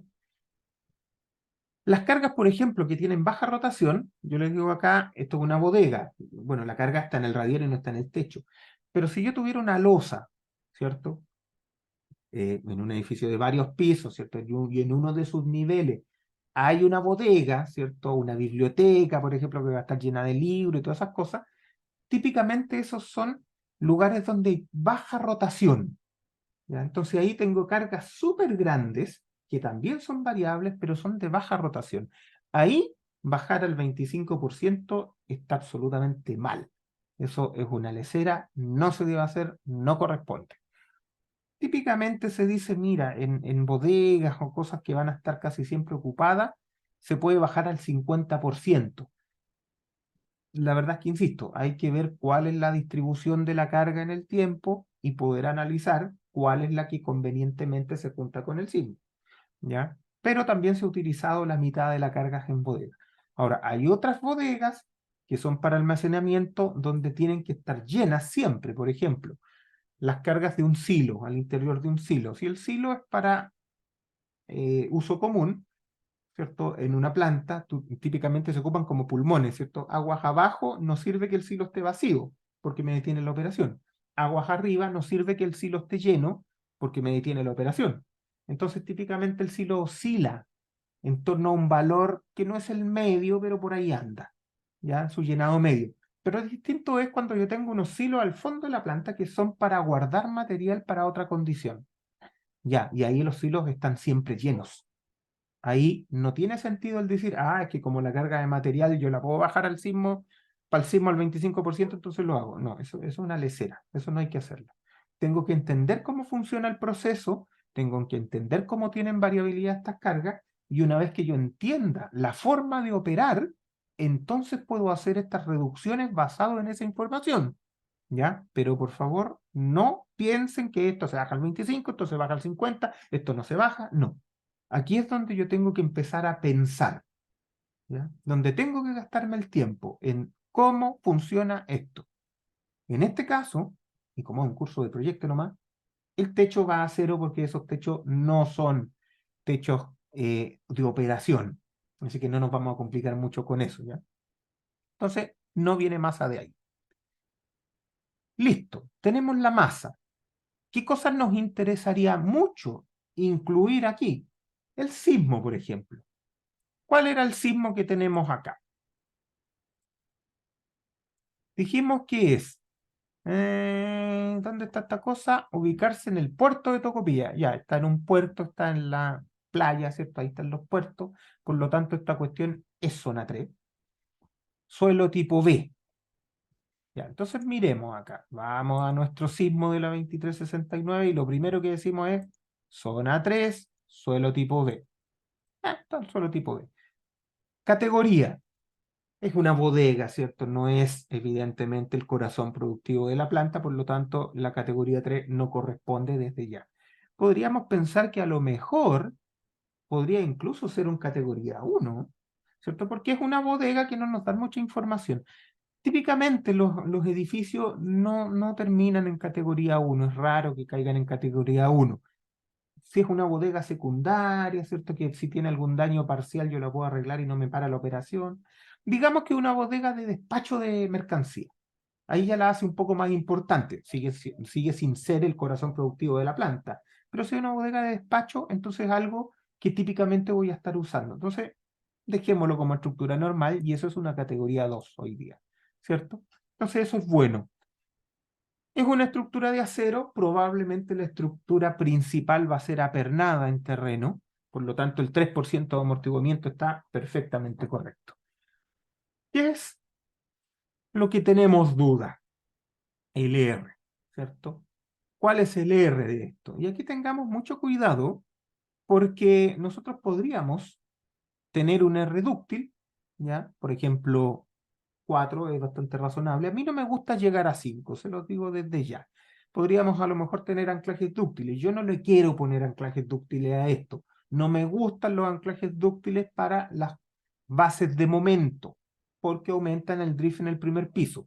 Ahora, en este caso súper particular, a lo mejor lo podríamos hacer, ¿ya? Pero como les he dicho tanto que no es una buena idea, no me quiero desdecir nomás. ¿Ya? Entonces, a lo mejor un R suficientemente bueno para poder salir de todos los problemas aquí sería un 3. porque con eso no necesito ni siquiera los anclajes dúctiles, y estoy tomando la decisión de no poner anclajes dúctiles, ¿ya? Si usamos eso, estamos llegando a cortes, y supongamos que esta cosa es relativamente rígida, así que va a andar por aquí, estamos llegando a cortes del orden del 45%. Ya alguien dirá, oye, pero un corte gigantesco, el 45% del peso. Puede ser un corte grande, pero ojo, el peso de esto va a ser bajo. Entonces, en realidad, aquí lo que me importa es decir, ¿cómo se compara esto con el viento, por ejemplo? Veamos un viento típico. Pensemos, y estos son números al azar, un viento lateral típico es del orden de unos 100 kilos por metro cuadrado en el área total proyectada. ¿Cuál es el área total proyectada de esto? Son 6,5 metros de altura en la cumbrera, ¿cierto? Y voy a pensar nomás aquí, estos son números muy gruesos. El largo son 40 metros por 40, y si eso yo lo multiplico por 100, me da un corte basal de 26 toneladas. Entonces, ese es el orden de magnitud que yo espero para viento. A lo mejor sale más, a lo mejor sale menos, pero un orden de magnitud más o menos ese. 26 toneladas transversales. ¿Cuánto debería pesar esto en estructura? Como unos 20 kilos por metro cuadrado. Pongámosle 30 kilos por metro cuadrado para que sea algo relativamente pesado, para tener una idea nomás, ¿eh? No es que tenga que ser así. Ya, si esto pesa 30 kilos por metro cuadrado, ¿cuánta área tengo de planta? Tengo los 40 de largo y tengo los 20 de ancho. O sea, esta cosa pesa 24 toneladas. Ya, 24 toneladas por 0,5 me da 13. O sea, el sismo tiene olor, y no es que tenga que ser así, pero tiene olor a que va a salir notablemente menor al viento. ¿Qué significa eso? Que, claro, si yo le pido un R3, a lo mejor voy a tener que estar jodiendo con esto de darle ductilidad. Pero también el código 2369-2023, me ofrece la posibilidad de que si yo diseño con un R1,5, no cumplo ningún requisito de utilidad. Claro, evidentemente, porque el 1,5 significa que usted está apelando a la sobreresistencia, ¿ya? Veamos aquí si le ponemos 1,5. 1,5, ¿qué sale si le pongo 1,5? Me sale un corte del 90%. Pero tiene una gracia, que si yo diseño para un corte del 90%, que comparto, es una brutalidad a nivel general, si usted le dice a un profesor esto, lo va a retar. Pero nosotros estamos haciendo proyectos, no estamos haciendo investigación. Si con ese 90% su sismo sigue siendo menor que su viento, entonces es absolutamente razonable, porque de todas maneras no le controla. Y usted tiene todas las ventajas de decir, oye, mi edificio fue diseñado con un sismo de R1,5 y por lo tanto no tengo que cumplir ningún requisito de utilidad. Eso es una buena solución, una estructura que responde elástica. Se los digo porque es súper común que en estructuras livianas, tipo galpón, sea el viento el que controle, ¿ya? Es bastante común, no es algo raro. Ahora, como esto es pedagógico, ¿cierto? Y tenemos que usar métodos carreteros, entonces pensemos que una buena forma de empezar a jugar con esto es con un R3, ¿ya? Entonces pensemos que esto tiene un R3 o vamos a jugar con un R3 y este sería el espectro que yo ingresaría entonces a mi modelo estructural en las dos direcciones. Evidentemente la dirección vertical, ¿cierto? La vamos a tratar con un coeficiente sísmico estático, ¿no? No nos vamos a preocupar de eso. Entonces, eso vamos a poner, después vamos a combinar, vamos a ingresar el viento, y con eso vamos a empezar a jugar en esto. ¿Qué cosa nos falta? Y con esto ya estoy terminando la clase. ¿Qué cosa nos falta para poder entrar en este modelo de una manera más segura? Nos faltan los D. Porque el viento yo lo puedo poner. El sismo, bueno, va a depender de la masa, así que yo lo puedo poner también. La carga de elementos incluido al modelo está ahí. Entonces me falta la carga de instalaciones, me falta la carga de costaneras y me falta la carga de paneles. La de instalaciones la puedo elegir. Puedo decir, ya, voy a suponer que aquí voy a tener instalaciones del orden de 10 kilos por metro cuadrado o 20 kilos por metro cuadrado, ¿ya? Bueno, la carga de techo me la salté, pero esa es normativa, así que la conozco, de hecho. La que no conozco muy bien es la de paneles y la de costaneras. Y ahí es donde tenemos que tener un poquito de cuidado. ¿Qué panel vamos a ocupar? ¿Cierto? Típicamente lo define el arquitecto y uno lo verifica. ¿Ya? Entonces aquí vamos a usar un panel absolutamente común y también lo podemos elegir. No hay problema con el peso. Las costaneras, ahí no sabemos.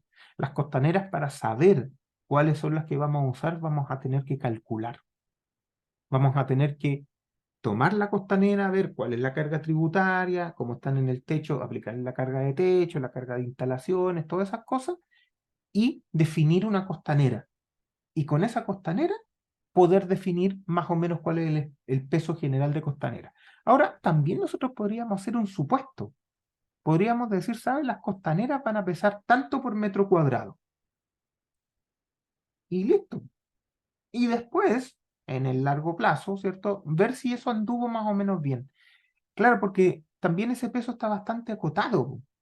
Yo podría decir, voy a usar costaneras de 20 que pesen del orden de 10 kilos y las separa a 1 metro. Ah, bueno, entonces las costaneras son 10 kilos por metro cuadrado. Ya, pero a lo mejor me salen más pesadas. Bueno, pesarán 15, pero no más que eso. Entonces, en realidad, las costaneras van a ir como entre 10 y 15 kilos por metro cuadrado. A lo mejor desde ya yo podría decir, mira, ¿sabéis? Voy a considerar 15 kilos por metro cuadrado y listo, y sigamos adelante. Porque la masa sísmica viene de varias cosas más y no solo de las costaneras. ¿Te fijas? Entonces, puedo hacer ese tipo de simplificaciones también. ¿Ya? La próxima clase vamos a seguir con eso. Consultas. No, no hay consulta, reclamos, nada, ninguna cosa.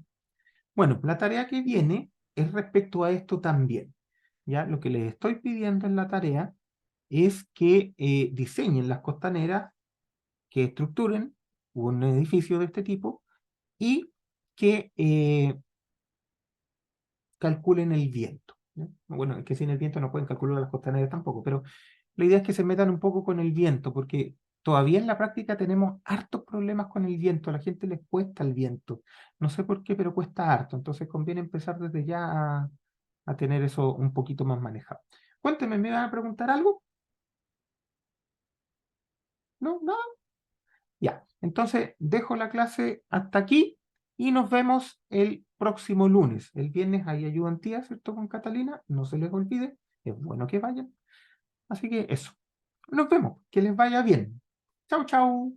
Muchas gracias, profe. Gracias. Chao, gracias.